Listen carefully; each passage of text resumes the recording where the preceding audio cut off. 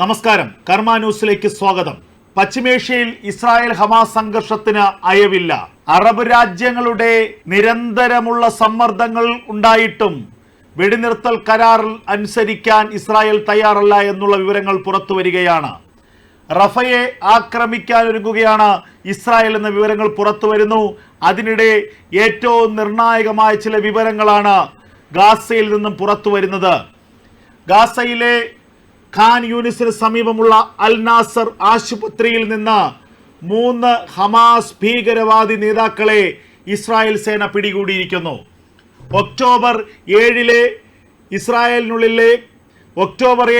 ഇസ്രായേലിൽ നടത്തിയ കൂട്ടക്കുരുതിയിൽ പങ്കെടുത്ത ഏറ്റവും പ്രധാനപ്പെട്ട 3 ഹമാസ് ഭീകരവാദ നേതാക്കളെയാണ് ഇസ്രായേൽ സേന ഇന്ന് അൽ നാസർ ആശുപത്രിയിൽ നിന്നും പിടികൂടിയത്. യുദ്ധത്തിൽ ഇവർക്ക് പരിക്കേറ്റുവെന്നും ഇവർക്ക് അൽ നാസർ ആശുപത്രിയിൽ വിദഗ്ധ ചികിത്സ നൽകുന്നുവെന്നും ലഭിച്ച വിവരങ്ങളുടെ അടിസ്ഥാനത്തിലായിരുന്നു ആശുപത്രിക്കുള്ളിലേക്ക് കഴിഞ്ഞ ദിവസം രാത്രിയോടെ ഇസ്രായേൽ സേന കടന്നുകയറിയത്. അവിടെ ആശുപത്രിയിൽ അഡ്മിറ്റ് ചെയ്തിരിക്കുന്ന രോഗികളെ പരിശോധിച്ചതിൽ നിന്നും ഇസ്രായേൽ തിരയുന്ന പ്രധാനികളായ 3 ഹമാസ് ഭീകരവാദ നേതാക്കൾ അവിടെ ഉണ്ടെന്ന് സ്ഥിരീകരിക്കുകയും ചെയ്തു. ഇതിന്റെ അടിസ്ഥാനത്തിലാണ് ഇവരെ പിടികൂടിയത്. അൽ നാസർ ആശുപത്രിയെ ബന്ദികളെ ഒളിപ്പിക്കുന്നതിനുള്ള താവളമാക്കി ഹമാസ് ഭീകരവാദികൾ ഉപയോഗിച്ചിരുന്നു എന്നുള്ള വിവരങ്ങൾ ഇതോടുകൂടി ഇസ്രായേൽ സൈന്യത്തിന് ബോധ്യപ്പെട്ടു. അൽ നാസർ ആശുപത്രിയുടെ അടിയിൽ വലിയ ഭൂഗർഭ ടണലുകളുണ്ടെന്നും ഹമാസിന്റെ ഭീകരവാദ നേതാക്കൾ ഈ ടണലുകളിൽ വർഷങ്ങളായി ഒളിച്ചിരിക്കുകയായിരുന്നുവെന്നും ഉള്ള വിവരങ്ങളാണ് ഇസ്രായേൽ സേനയ്ക്ക് ലഭിച്ചത്. ഇതുമാത്രവുമല്ല, നിരവധി മൃതദേഹങ്ങൾ, ബന്ദികളുടേതായ നിരവധി മൃതദേഹങ്ങൾ ആശുപത്രി കെട്ടിടത്തിനുള്ളിൽ ഉണ്ട് എന്നുള്ള നിർണായക വിവരങ്ങളും ഇസ്രായേൽ സേന ശേഖരിച്ചു കഴിഞ്ഞിരിക്കുന്നു. ഒക്ടോബർ 7 നടന്ന ആക്രമണത്തിന് ശേഷം ഇസ്രായേലിൽ നിന്ന് പിടികൂടിയ ഇസ്രായേലി പൗരന്മാരായ ബന്ദികളിൽ നിരവധി പേരെ ഈ ആശുപത്രി കെട്ടിടത്തിലാണ് പാർപ്പിച്ചിരുന്നത്. ഇവരെ പിന്നീട് ഹമാസിന്റെ ഭീകരവാദ നേതാക്കൾ കൊലപ്പെടുത്തി എന്നുള്ള വിവരങ്ങളാണ് ഇസ്രായേൽ സേനയ്ക്ക് ഇപ്പോൾ ലഭിച്ചിരിക്കുന്നത്. ഏറ്റവും നിർണായകമായ ഒരു നീക്കമാണ് ഇസ്രായേൽ സേന നടത്തിയത്. ഖാൻ യൂനിസിന് സമീപത്തെ ഏറ്റവും പ്രധാനപ്പെട്ട ആശുപത്രിയാണ് അൽ നാസർ ആശുപത്രി. അൽ നാസർ ആശുപത്രിക്കുള്ളിലേക്ക് ഇതുവരെ ഇസ്രായേൽ കടന്നു കയറിയിരുന്നില്ല. നിരവധി രോഗികളും അപകടത്തിൽ പരിക്കുപറ്റിയവരുമായ ആളുകൾ ഇവിടെ ചികിത്സയിലുണ്ടെന്നായിരുന്നു പുറം ലോകത്തെ ആശുപത്രി അധികൃതർ അറിയിച്ചിരുന്നത്. ഇതിന് പിന്നാലെയാണ് മൊസാദിന്റെ രഹസ്യ കണ്ണുകൾ ഹമാസിന്റെ ഭീകരവാദ നേതാക്കൾ തന്നെ ഇവിടെ ചികിത്സയിലുണ്ട് എന്നുള്ള വിവരം കണ്ടെത്തുന്നത്. ഇതിന്റെ അടിസ്ഥാനത്തിൽ ലഭിച്ച ഏറ്റവും പ്രധാനപ്പെട്ട വിവരങ്ങളുടെ അടിസ്ഥാനത്തിലാണ് അൽ നാസർ ആശുപത്രിയിലേക്ക് ഇസ്രായേൽ സേന കുതിച്ചു കയറിയത്. അവിടെ പ്രവേശിപ്പിക്കപ്പെട്ട സാധാരണക്കാരായ രോഗികൾക്കോ അവിടുത്തെ ചികിത്സ തേടുന്നവർക്കോ ഒരു തരത്തിലുള്ള ബുദ്ധിമുട്ടുകളും ഉണ്ടാകാതെയായിരുന്നു ഇസ്രായേൽ സേനയുടെ റെയ്ഡ്. ഈ റെയ്ഡിൽ 3 ഭീകരവാദ നേതാക്കൾ അവിടെ ചികിത്സയിലുണ്ട് എന്ന് ഇസ്രായേൽ സേന കണ്ടെത്തി. ഇവരെ പിടികൂടുകയും ചെയ്തു. ഒക്ടോബർ 7 ഇസ്രായേലിൽ നടന്ന കൂട്ടക്കൊലയിൽ നേരിട്ട് പങ്കെടുത്തവരായിരുന്നു ഈ 3 ഭീകരവാദ നേതാക്കളുമെന്നാണ് ഇസ്രായേൽ സേനയുടെ പ്രതിരോധ വകുപ്പ് തന്നെ ഇപ്പോൾ പുറത്തുവിട്ടിരിക്കുന്നത്. അതിനൊപ്പം ഖാൻ യൂനിസിന് സമീപത്ത് ഹമാസിന്റെ ഭീകരവാദ നേതാക്കളിൽ പ്രധാനിയായ യഹിയ സിൻവാറിന്റെ ഒളിത്താവളവും ഇസ്രായേൽ സേന കണ്ടെത്തി. ഭൂഗർഭ തുരങ്കത്തിനുള്ളിൽ ഏറ്റവും അത്യാധുനിക സൗകര്യത്തോടെയാണ് യഹിയ സിൻവാർ കഴിഞ്ഞിരുന്നത്. ഹമാസിന്റെ ഭീകരവാദികൾ തെരുവുകളിൽ യുദ്ധം ചെയ്യുന്നു. പാലസ്തീനികൾ മുഴുപട്ടിണിയിൽ ജീവിതത്തോട് മല്ലടിക്കുകയാണ്, മരണത്തെ മുഖാമുഖം കാണുകയാണ്. ഈ സാഹചര്യത്തിലാണ് ഹമാസിന്റെ ഭീകരവാദ നേതാക്കൾ ഭൂഗർഭ അറകളിൽ അത്യാധുനിക സൗകര്യത്തോടുകൂടി കോടിക്കണക്കിന് ഡോളറുകൾ കൈവശം വെച്ച് ഏറ്റവും സമ്പന്നമായ ജീവിതം നയിക്കുന്നത്. ഇവിടെ ഇസ്രായേൽ സേന എത്തുമെന്ന് മുൻകൂട്ടി അറിഞ്ഞ യഹിയ സിൻവാർ ഭാര്യയോടും മക്കളോടൊപ്പം ഇവിടെ നിന്ന് രക്ഷപ്പെടുന്ന ദൃശ്യങ്ങളും IDF പുറത്തുവിട്ടിട്ടുണ്ട്. ഖാൻ യൂനിസ് എന്ന് പറയുന്ന പ്രദേശം ഹമാസിന്റെ ഏറ്റവും പ്രധാനപ്പെട്ട ശക്തി കേന്ദ്രങ്ങളിൽ ഒന്നാണ്. ആ ഖാൻ യൂനിസിനെ പൂർണ്ണമായി തച്ചു തകർത്തിരിക്കുന്നു ഇസ്രായേൽ സേന. ഖാൻ യൂനിസിന് സമീപത്തെ അൽ നാസർ ആശുപത്രി മാത്രമാണ് ഇതുവരെ ഇസ്രായേൽ സേന റെയ്ഡ് നടത്താത്ത ഒരു പ്രദേശം.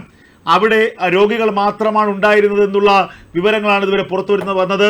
ഏറ്റവും പ്രധാനമായി ഹമാസിന്റെ ഭീകരവാദ നേതാക്കൾ അഭയം തേടിയിരുന്നത് ഈ ആശുപത്രി കേന്ദ്രീകരിച്ചായിരുന്നു എന്നുള്ള വിവരം അറിഞ്ഞതോടെ ഇവിടേക്ക് പരിശോധനയ്ക്കായി എത്തുകയായിരുന്നു ഇസ്രായേൽ സേന.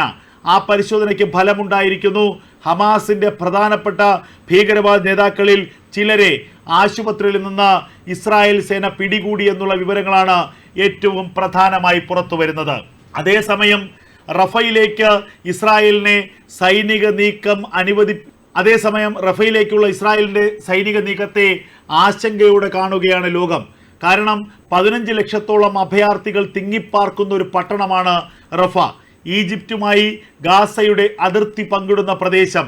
അവിടേക്ക് ഇനി ഒരു സൈനിക വിന്യാസം ഇസ്രായേൽ നടത്തിയാൽ അത് 1.5 ലക്ഷത്തോളം സാധാരണക്കാരുടെ മരണത്തിനിടയാക്കുമെന്നാണ് ലോകാരോഗ്യ സംഘടനയും ഐക്യരാഷ്ട്രസഭയും അടക്കം വ്യക്തമാക്കിയിട്ടുള്ളത്.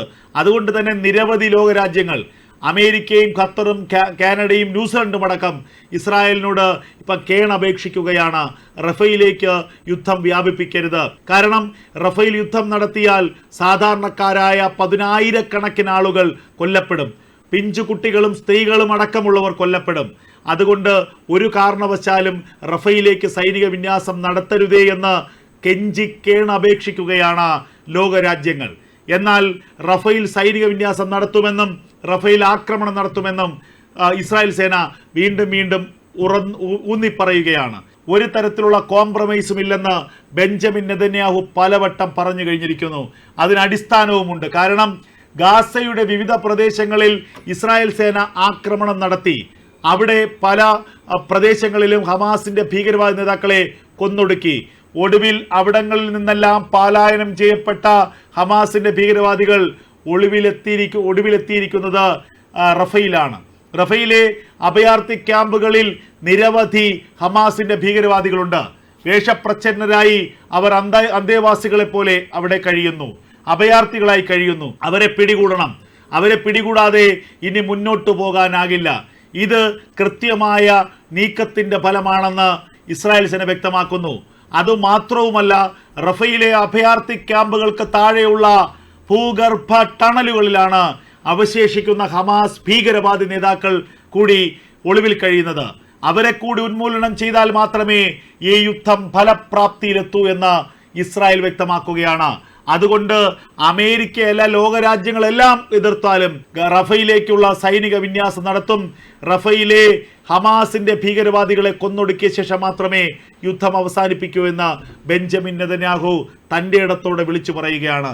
എന്നാൽ ലോകം ആശങ്കയിലാണ്. ഇതിനകം തന്നെ ഗാസയിലെ മരണസംഖ്യ 28,000 കടന്നു എന്നുള്ള വിവരങ്ങൾ പുറത്തു വരുന്നു. മരണപ്പെട്ടവരിലേറെയും കുട്ടികളും സ്ത്രീകളുമാണ്. 7,000-ലധികം കുട്ടികളെ കാണാതായിട്ടുമുണ്ട്. ഇത്രയും കൊടിയ ദുരിതമാണ് ഈ യുദ്ധം നൽകിയത്. എന്നാൽ ഈ യുദ്ധത്തിന് കാരണം ഹമാസിന്റെ ക്രൂരതയാണ്.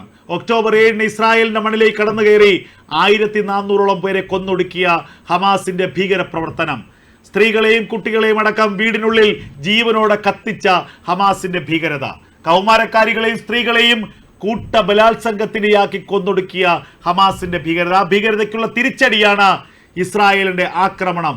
ആ ആക്രമണത്തിന് മുന്നിൽ പ്രതിരോധിച്ചു നിൽക്കാനാകാതെ, പിടിച്ചു നിൽക്കാനാകാതെ മരണത്തെ വരിക്കുകയാണ് ഹമാസിന്റെ ഭീകരവാദികൾ. ഇനി അവർക്ക് മുന്നിലുള്ളത് ഏക പോംവഴി ആരുടെയെങ്കിലും കാല് പിടിച്ച് യുദ്ധം അവസാനിപ്പിക്കുക, എങ്ങനെയും വെടിനിർത്തൽ കരാർ പ്രാബല്യത്തിൽ കൊണ്ടുവരിക. അതിനുവേണ്ടിയുള്ള നെട്ടോട്ടത്തിലാണ് അവർ. അവരുടെ ഏറ്റവും ഉറ്റവരായ ഖത്തറിനെ കൂട്ടുപിടിച്ച്, സിറിയയെ കൂട്ടുപിടിച്ച്, ലെബനനെ കൂട്ടുപിടിച്ച്, ഈജിപ്തിനെ കൂട്ടുപിടിച്ചൊക്കെ വെടിനിർത്തൽ കരാർ പ്രാബല്യത്തിൽ കൊണ്ടുവരാനുള്ള വലിയ പരിശ്രമം നടത്തുകയാണ് ഹമാസിന്റെ ഭീകരവാദികൾ. അതേസമയം ലോകത്തെവിടെയുമുള്ള ഹമാസ് ഭീകരവാദി നേതാക്കളെ കൊന്നൊടുക്കാൻ ബെഞ്ചമിൻ നെതന്യാഹു മൊസാദിന് നിർദ്ദേശം നൽകിയിരിക്കുന്നു. അതിനൊപ്പം തന്നെ റഫയിലേക്ക് സൈനിക വിന്യാസം നടത്തുന്നു, കനത്ത ബോംബാക്രമണവും റോക്കറ്റ് ആക്രമണവും നടത്തുന്നു. എന്തൊക്കെ നാശനഷ്ടങ്ങൾ ഉണ്ടായാലും അവസാന ലക്ഷ്യം ഹമാസിന്റെ ഉന്മൂലനം എന്നുള്ള വലിയ വ്രതത്തിലാണ് ബെഞ്ചമിൻ നെതന്യാഹു.